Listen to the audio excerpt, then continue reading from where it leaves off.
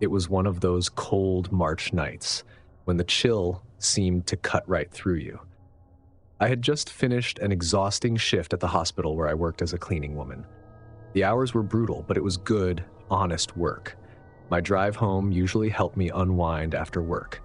It was peaceful in a way I was used to. I hadn't realized how low my gas tank was until the little warning light on my dashboard blinked on. There weren't many options at that hour, so I pulled into the first gas station I saw. The place looked run down, but it was open, and that was good enough for me. The gas station was lit by a couple of flickering lights that barely did the job. The pumps looked ancient, and the only car in sight was a rusted pickup truck parked on the side. I parked near the closest pump and stepped out to fill my tank, shivering as the cold crept through my jacket. As I grabbed the nozzle, I noticed a man walking out from behind the station's small building. He was wearing a clean, well-pressed uniform, and I figured he must be part of the staff, though I hadn't seen anyone inside when I pulled in. He smiled as he approached, and it wasn't the friendly kind of smile. It was too wide, too forced, like he was trying hard to convince me of something. "Need some help?" he asked, his voice smooth but slightly off. "No, I'm good, thanks," I replied, trying to act like it was no big deal. But something about him gave me the creeps. He wasn't dirty or disheveled like you'd expect at this kind of place. His uniform was spotless, his hands too clean. It didn't match the setting. He stayed put, just standing there as I tried to pump my gas. When the nozzle clicked, signaling it was ready, he stepped closer. "I can check your oil for you," he offered. "No charge. I'll just pop the hood for a quick look." "That's okay," I said quickly. "I'm fine, really." He didn't move. "You sure? Looks like your car's running a little rough. I'd hate for you to break down on a night like this." The way he wouldn't drop it made me feel all kinds of tense. I tried to play it cool, muttering something about needing to get home. I finished pumping and reached for the gas cap, but he was suddenly closer, standing just a foot or two away. His eyes flicked to my trunk. "I'll check the engine real quick," he said, already reaching for the latch on the front of my car. That's when my brain went from a little heads up to full-on panic mode. "No, seriously," I said firmly, stepping back. "I need to go." He stopped, his hand hovering midair. For a moment, we just stared at each other. Then he smiled again, but it was different this time. Less forced, it felt like it had weight behind it. His other hand slipped into his pocket, and my breath caught. Without thinking, I yanked the door open and jumped into my car. He didn't say anything, didn't shout or try to stop me. He just started walking toward the driver's side. His hand was still in his pocket, and I wasn't dumb enough to wait and find out why. I threw the car into reverse and slammed on the gas. The tires squealed as I backed up, nearly hitting a barrel of water behind me. I shifted into drive and sped off, not even bothering to put my seatbelt on until I was halfway down the street. My hands were shaking so badly I could barely grip the wheel. In my rearview mirror, I saw him standing there, illuminated by the gas station lights. He wasn't running after me or yelling. He just stood there, watching me drive away, his hand still in his pocket. It was the longest 20 minutes of my life on that drive home. I couldn't stop checking my mirrors, sure I'd see headlights following me. When I finally pulled into my driveway, I sat in the car for a moment, trying to calm my nerves. The house felt too dark, too quiet, but I forced myself to go inside. Once I locked the doors, every lock, even the ones I usually ignored, I went to my bedroom and sat on the edge of the bed, staring at nothing. I told myself, chill out, you're overthinking this. He's probably harmless, but the image of him standing there, smiling that strange smile, wouldn't leave my mind. The next day at work, I was totally distracted. I told one of my coworkers about what had happened. "You've got to trust your instincts," she said. "If it felt wrong, it probably was." 2 days later, I was scrolling through my phone during a break when a news alert popped up. I couldn't move after reading the headline, "Man posing as gas station attendant wanted in connection with abduction." The article described a man matching his description, right down to the spotless uniform and fake friendliness. He had approached a woman at another station just a few miles from where I had been and convinced her to let him help with her car. She hadn't been as lucky. They found her car abandoned in the desert the next morning, but she was still missing. The police were urging anyone with information to come forward, and my stomach churned as I realized how close I had come to being his next target. That same day, after finishing my shift, I decided to go straight to the police station. I walked in, still nervous but determined to do the right thing. When I sat down with an officer, I told them everything. The man's spotless uniform, the way he had smiled too much, how he tried to get me to open the trunk or pop the hood. I described his height, build, and the gas station's exact location. The officer took notes and assured me they'd look into it, which gave me a small sense of relief. Sharing my story with the police felt even more important now, knowing it might help prevent another tragedy. I've replayed that night in my head so many times since then. What if I hadn't listened to my gut? What if I had let him check my car? The what-ifs were endless and terrifying. I didn't sleep much that night, and when I did, I dreamt of his smile, his hand in his pocket, the way he had stared at me as I drove away. Since then, I've made a rule for myself. No more stopping at shady gas stations, no matter how low my tank is. I've even started carrying a small canister of gas in my trunk, just in case. It's a small precaution, but it makes me feel a little safer. I can't drive past a gas station at night without feeling a twinge of anxiety, but it also reminds me how important it is to trust your instincts. They might just save your life.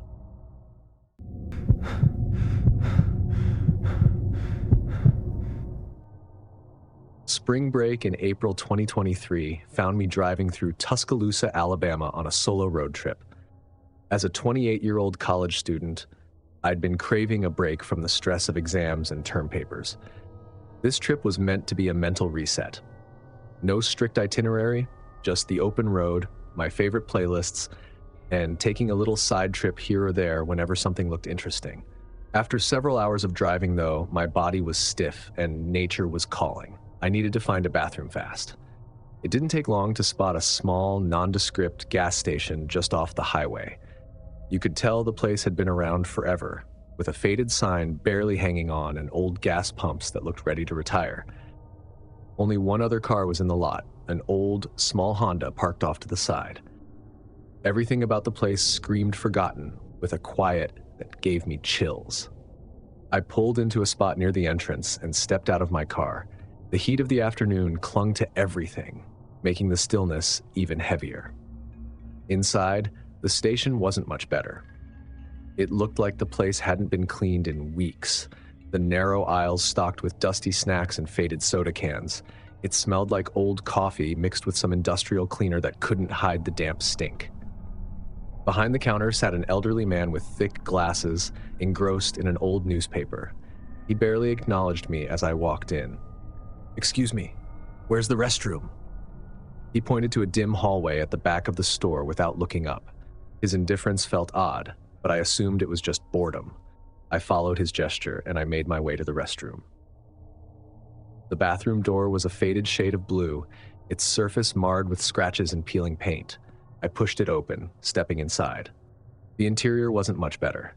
Cracked tiles lined the floor, the walls were stained with years of grime, and the overhead light looked like it was moments away from burning out. A rusted sink sat below a mirror so fogged with dirt that it barely reflected anything. It wasn't pleasant, but it would do. After taking care of business, I moved to the sink, washing my hands under the weak stream of water. The paper towel dispenser wheezed as I pulled out a few sheets to dry off. I turned to leave, reaching for the door handle, but no matter how hard I tried, it wouldn't turn. Confused, I tried again, twisting and pulling harder. Nothing. The door didn't even move an inch. My first thought was that the old lock was jammed. I jiggled the handle a few more times, hoping it would loosen, but it was no use. "Hello?" I called out, knocking on the door. My voice echoed in the cramped space. "The door's stuck. Can someone help me?" There was no response. I could feel myself starting to worry, but I tried to stay calm. Maybe the lock was just finicky, or maybe the attendant hadn't heard me. I knocked louder this time, shouting, "Hey, I'm stuck in here!" That's when I heard it. Footsteps. They were approaching slowly from the other side of the door.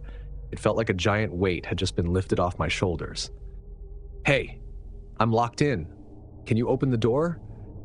My voice more urgent now, but the footsteps stopped.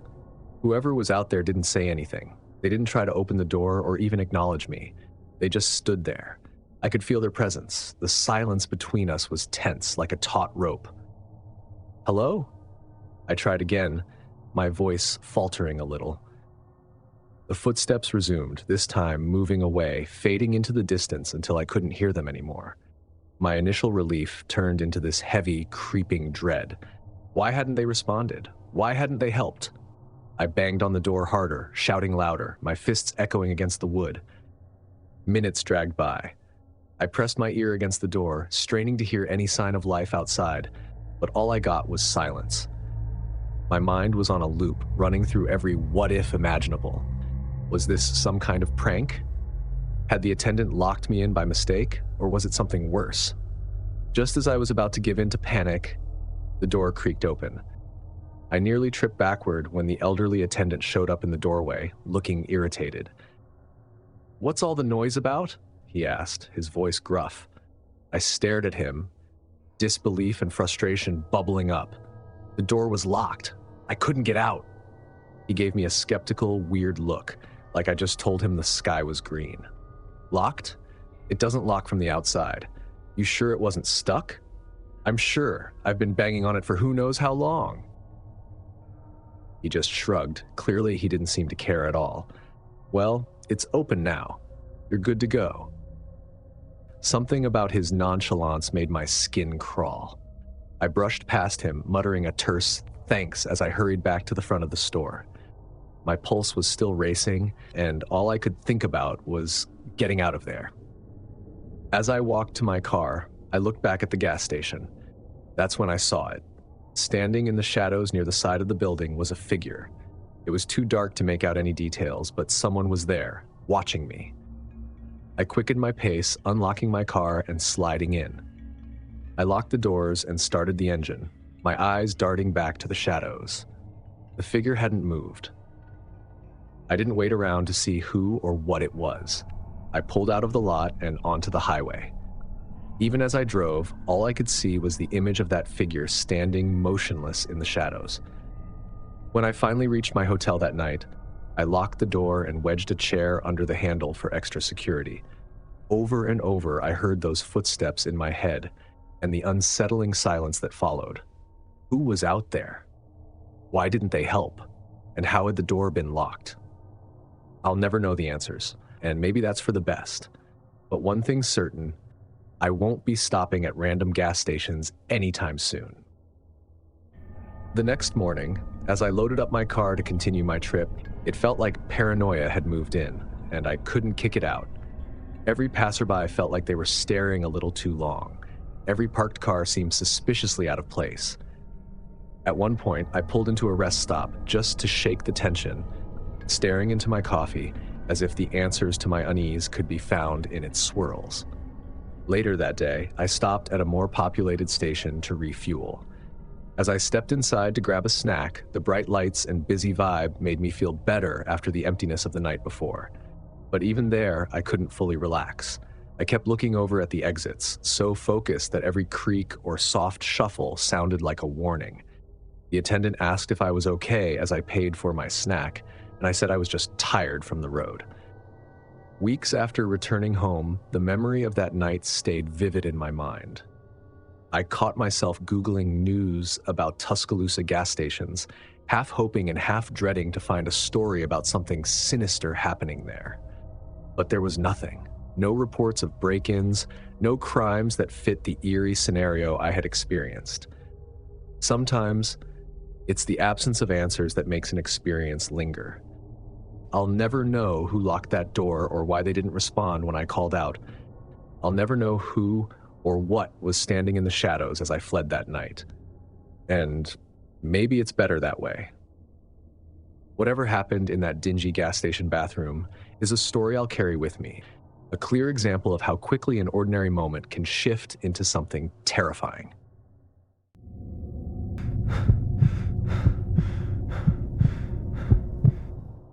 In September 2021, during a work trip to Asheville, North Carolina, I experienced something that still unsettles me whenever I think about it. As a 33-year-old accountant, I've grown accustomed to navigating unfamiliar places for my job, but this particular night put all my instincts to the test. After a long day of back-to-back meetings, I was eager to get to my hotel and finally relax. Unfortunately, my GPS decided to throw me a curveball, rerouting me onto a winding, unlit road I didn't recognize. The road was eerily empty, surrounded by thick trees on either side. My headlights only managed to carve out a small, dim path in the overwhelming darkness, and the absence of streetlights made the whole area feel suffocating. The twists and turns in the road added to my anxiety, as each corner revealed more of the same: dense woods and unyielding shadows. Then, to make matters worse, my car's low fuel warning dinged. My gas tank was nearly empty, and there wasn't a single house, car, or person in sight. I started to feel that tight knot of anxiety building in my stomach, and I could almost hear the clock ticking down with every mile I drove. Just when I was beginning to seriously worry, a gas station appeared out of nowhere. It screamed old and forgotten, with paint flaking away and a neon gas sign that couldn't stay lit. The building was small, almost shack-like, with a single dim light over the entrance. Everything about it screamed stay away, but I didn't have the luxury of being picky. I pulled into the lot and parked at the nearest pump, relieved to have at least found fuel. The lot was empty except for an old truck parked near the side of the building. Its windows were dark, and I couldn't tell if anyone was inside. As I stepped out of my car, the door to the station creaked open and a man emerged. He was wearing a faded, stained uniform and had an unsettlingly wide grin plastered on his face. "Evening, miss," he greeted, his tone overly friendly for such a desolate setting. "Hi," I replied, keeping my voice neutral. Something about him felt off. His smile was too forced, his demeanor too eager. Still, I needed gas, so I grabbed my card and turned toward the pump. "Let me help you with that," he said, stepping closer. "These old pumps can be tricky." "Thanks, but I've got it," I said, making an effort to keep things polite but firm. He hesitated for a moment, then stepped back, still watching me with that strange grin. I swiped my card and tried to start the pump, but nothing happened. I tried again. Still nothing. "Looks like it's acting up," the man said, his grin widening. "Why don't you come inside? We can sort it out at the register." Everything in me said, "Don't go in there." "I'll just try another pump," I said, moving to the one next to it. But the result was the same. The attendant followed me, his presence growing more intrusive. "Sometimes they're all like this," he said casually. "Could be your car. Want me to take a quick look? Might just be a connection issue." "No, that's okay," I said, now struggling to hide the edge in my voice. I looked around the lot, searching for anyone else or any sign of activity. There was nothing. Even the truck parked near the building looked abandoned, its windows too dark to see inside. The thought crossed my mind that someone might be watching me from inside that vehicle, and the idea made my skin crawl. "It'll only take a second," he insisted, stepping closer again. "Pop the hood, and I'll have it fixed in no time." Feigning agreement, I forced a tight smile. "Sure, let me just move the car closer to the building," I said. I climbed into my car, locked the doors, and started the engine. His grin faltered as he realized what I was doing. Without hesitation, I threw the car into reverse, my tires kicking up gravel as I sped out of the lot. In my rearview mirror, I saw him sprinting after me, something shiny clutched in his hand. I was out of there before I could find out what it was. My only focus was on getting back to a main road and away from that gas station. Several miles later, I finally reached a well-lit intersection and pulled into a larger, busier station. I had no idea the car could still go so many miles on that little bit of gas. Seeing other people in the bright lights made me feel like I was finally safe. As I stood there, pumping gas, my hands still trembling, I couldn't stop thinking about how close I might have been to something really bad. Later that night, after I finally reached my hotel, I couldn't let it go. Unable to keep it to myself, I called my husband. He's a police officer and has a knack for knowing when something isn't right. As I told him what happened, his voice went from worried to downright pissed. "You should have called me immediately," he said.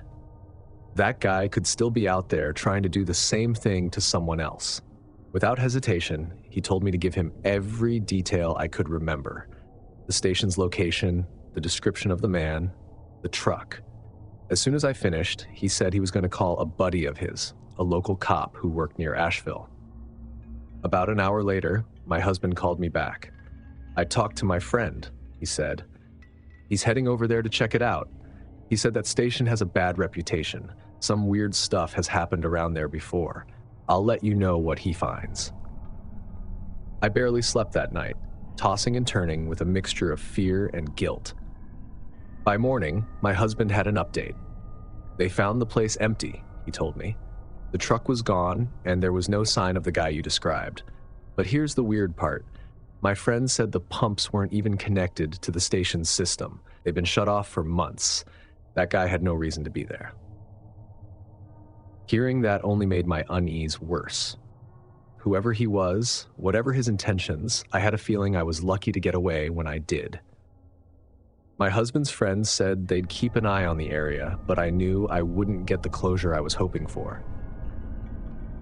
These days, I still think about that night, and I always make sure my gas tank is full before I hit the road, because you never know what's waiting at the next station. One thing is certain, I'll never ignore my instincts again.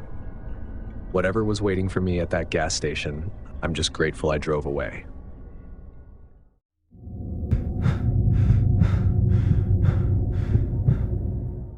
It happened in November in Boise, Idaho. I had been driving around all day making deliveries, and I still had a few stops left. My truck was almost out of gas, and I knew I couldn't keep going without filling up. Lucky for me, I saw a gas station up ahead. It was pretty basic, just an old building and a neon sign that barely worked. But out in the middle of nowhere, you take what you can get. When I pulled into the lot, it was completely empty. Just my truck and the glow of the lights inside the store. I parked by one of the pumps and got out. The ground was gravel, and my boots made sure everyone could hear me coming. The cold air stung my face as I walked to the door. When I opened it, the creak was so loud it made me jump a little. Inside, the place was silent. The lights above buzzed softly, and everything looked clean but old. There were shelves with snacks and drinks, but no cashier in sight. I walked to the counter, expecting someone to pop out from the back, but no one did. "Hello?" My voice echoed in the quiet store, but nobody answered. I looked around, feeling a little weird about how empty it was. The cash register was closed, and it didn't look like anything was out of place. But then I noticed something on the floor behind the counter, a dark stain that stretched toward a door labeled "Employees Only." At first, I thought it was spilled soda or oil, but when I got closer, I saw it wasn't that. The stain was dark red, and it hit me. It was blood. My first thought was to get out of there, but something made me stay. Maybe I was just curious, or maybe I didn't want to leave without knowing what was going on. Slowly, I walked toward the door. My boots made a squeaky sound on the tile floor, and it felt like the whole world had gone quiet. I reached for the door handle, but something made me stop. What if something bad was on the other side? But the door wasn't locked, so I pushed it open.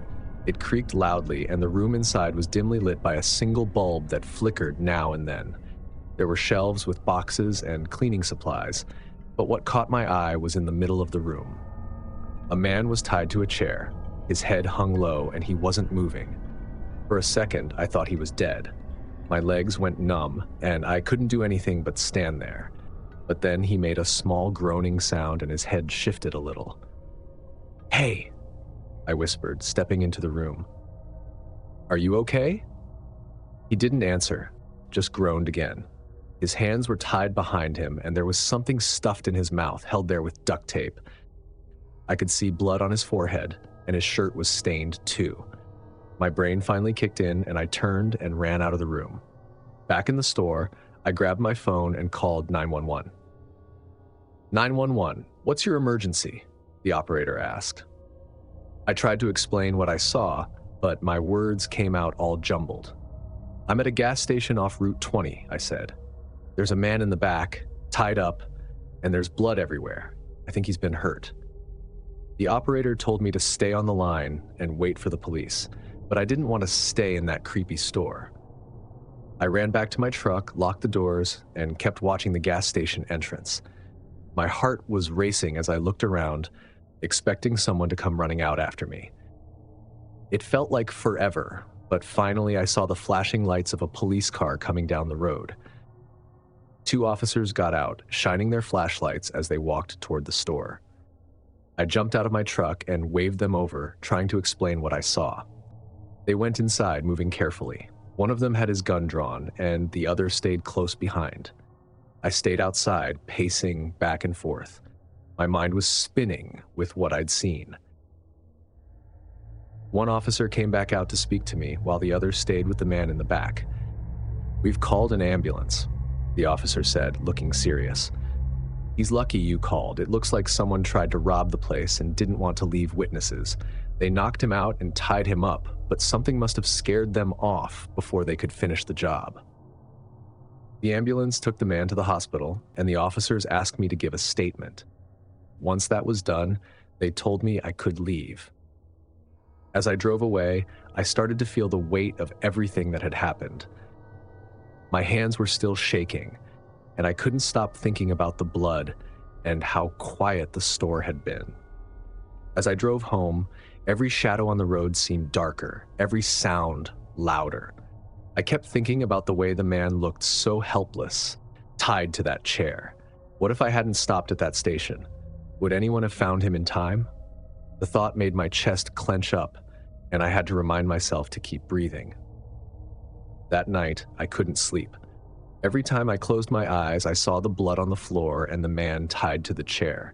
I kept thinking about the person who had done this. How can a person do this to another human being? Even after all this time, I still find myself thinking about it, especially when I'm out driving late at night. I know I may have saved that man's life, but the next time I pull up to an empty gas station, I think I'll just turn right around and leave. The memory of that night has stayed with me.